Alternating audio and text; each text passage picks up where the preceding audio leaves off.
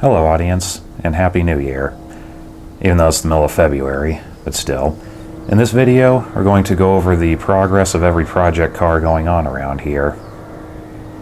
Now, last year was pretty hectic. A lot of problems happened, and as a result, progress on a lot of this stuff slowed down. Also, a lot of stuff ended up happening off camera, so in this video, we're going to get everyone caught up to date.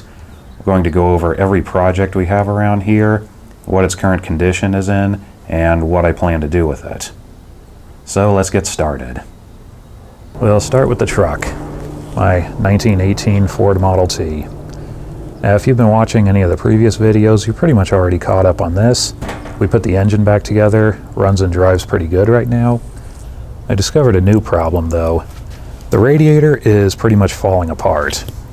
Now, I was using water for coolant, and the rust buildup inside of it was pretty much clogging up any holes that it had. Well, I since cleaned all that out and I'm running proper coolant in it, so now there's a bunch of new leaks. So pretty much every couple of days there's a new leak somewhere and I have to fix it with JB Weld. The good news is, this isn't the right radiator for it and I'm planning on replacing it anyway. Now, way back when I first introduced this truck, I pointed out that it has a 24 newer radiator. It's kind of grafted onto it that I'm going to replace eventually. I've since found the correct radiator for it. In fact, I found two of them. Original 1917 to 22-ish. And I think I can make one good one out of the two. I got those some time ago actually, and the reason I haven't done anything about it is there's a few other problems. The radiator shell is the right one, but it's been hacked up quite a bit to fit this. I don't have a complete 17 to 22 hood for this, and I haven't decided yet if I want to find a decent original or just buy a new one. And another problem I just found out recently is the firewall is slightly too far forward, which if you've ever noticed, the radiator leans forward on this, and that's why. And to fix that, I'm going to have to move the entire cab backwards slightly, which is not a very easy thing to do. So this is probably not going to happen anytime soon, but it's on the list of things to do. Another problem this truck had is the steering column has been hacked up quite a bit. This is the old one off of it. Well, I've since found a better one. Well, it was most of a better one. I was able to make one out of the two, and that's what we see here. It's working for now, but I plan to eventually take it apart again and paint it and get the rods and the gear housing nickel plated like they should be. I don't know when I'm going to do that or if I'm ever going to do it, but it's in the plans anyway. And here's my 1913 Model T touring car project. Now, as for the body, I made a video update on this some time ago, and unfortunately nothing has really changed since then. I just haven't really had time to work on it. The body from the rear doors forward is pretty much done, with the exception of a few small parts. The back of it, I still need to finish up the internal structure, the top brackets, and a few other things. As for the rest of the car, I've made some progress. I've collected a number of parts that I've needed. I finally got a pair of rear fenders. New reproduction, and they're already starting to rust over because that's how we do things here. Now, I already have a pair of front fenders and splash aprons, and I have since gotten them all painted. Here's one of them, so they're ready to install. I also have this frame, which is the one I intend on using permanently, which is not too bad, needs some cleaning up, but I'm going to have to get started on this pretty soon because I already have a lot of stuff that's ready to bolt to it. Now, you may remember I had to take the engine apart on this to get a few parts to keep the truck running, mostly the oil pan. Now, I didn't mind doing that because I have a new oil pan for it. And by new, I mean it's even older than the other one. This is an original 1913 oil pan, which I'm currently restoring. It needs to be welded back together and a few dents knocked out of it. And after I finish that up, I'll start reassembling the engine and throw it all together.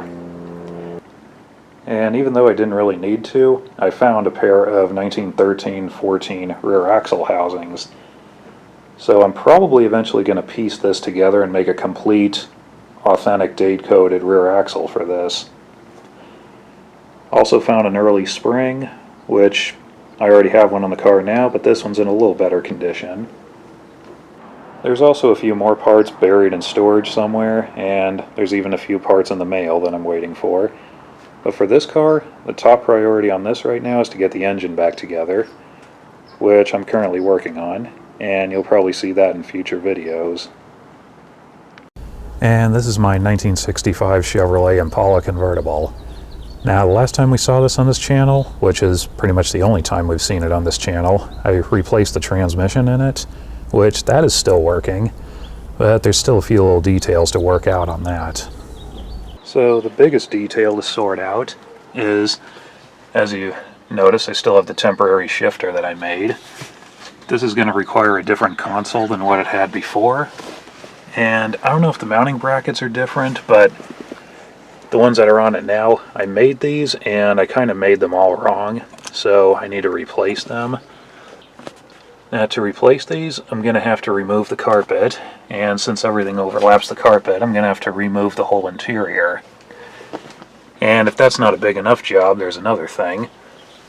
As I've mentioned in previous videos, the wiring on this car is a big mess, so I want to replace the wiring, and the main harness, it doesn't run under the sill cap like most cars. It runs down the middle of the floor. So you have to remove the carpet to replace that. So it'd be logical to do all that at once. And the problem with that is we'll have to take apart everything electrical on this car at the same time. So that's going to be a really big job that I've been putting off because I just don't have time for. But it'll happen sometime. Another little problem is, if you remember when I was putting the transmission together, it looked like it had water in it, and I cleaned it out the best I could, but I think the torque converter still had a lot of water in it, because that's some serious contamination there.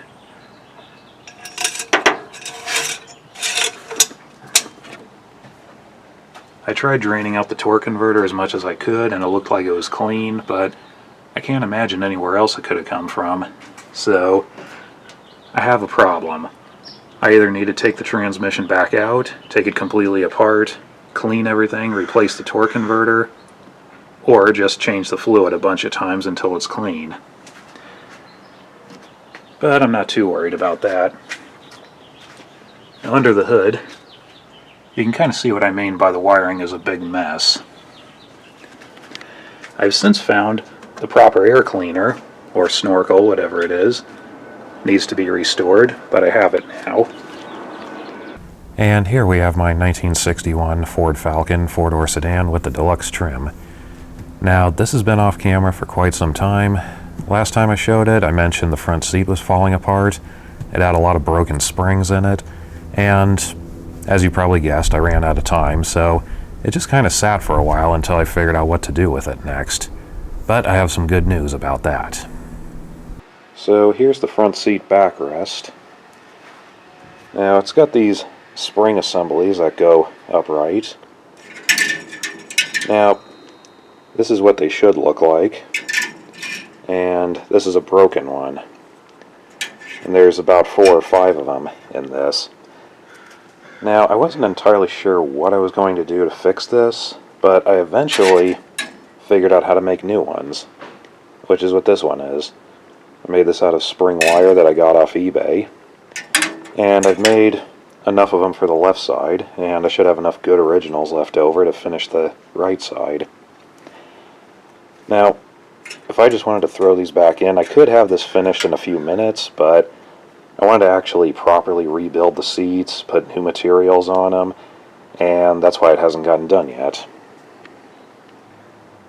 And like the other cars, I've been buying parts for it. I have a pair of new rear springs, because the ones in it now are just collapsed. And probably the worst looking part on the back of the car is the bumper, so I got a brand new one, chrome plated, ready to go. Now, when I was cleaning up the moldings, I mentioned that some of them are trashed pretty good, and this one on the front being the worst, and I was just going to use them for now and swap them out when I find better ones. Well, I already found a better one for this, so that's going on sometime soon. The Model A 2-door sedan that we've been restoring, Not much has changed on it since the last update. I'm still working on the small details, trying to get it done. I plan to get it done probably in about a month, or at least that's the plan. The 1930 Model A open cab pickup that I advertised was for sale. That actually sold. In fact, it sold several months ago. I never got around to telling the audience. And I'm sure you'll want to know how much it sold for and what the asking price was. Unfortunately, for privacy reasons, I can't say, but I will say the person who bought it actually found it from the video that I posted.